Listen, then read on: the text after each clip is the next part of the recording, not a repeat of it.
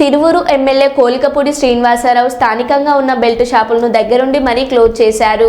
ఈ షాపులకు మద్యం సరఫరా చేసే వైన్ షాపులను మూసివేయాలని ఆయన ఎక్సైజ్ అధికారులను కోరారు.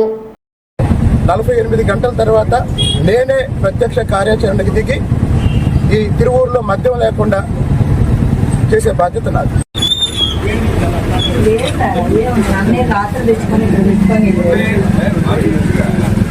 ఇప్పుడు తిరువూరు పట్టణంలో అఫీషియల్గా 4 మద్య షాపులు ఉన్నాయి. నాకు వచ్చిన సమాచారం ప్రకారం ఒక 35 బెల్ట్ షాపులు ఉన్నాయి.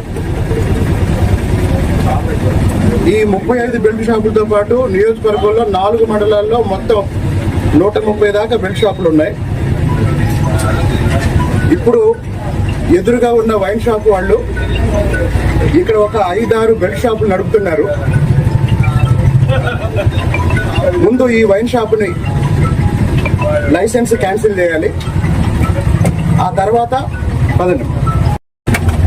తిరువూరు పట్టణంలో అధికారికంగా 4 మద్య షాపులకి అనుమతి ఉంది. కానీ ఈ 4 మద్య షాపుల యజమానులు పట్టణంలో దాదాపు 35 నుంచి 40 బెల్ట్ షాపులు నడుపుతున్నారు.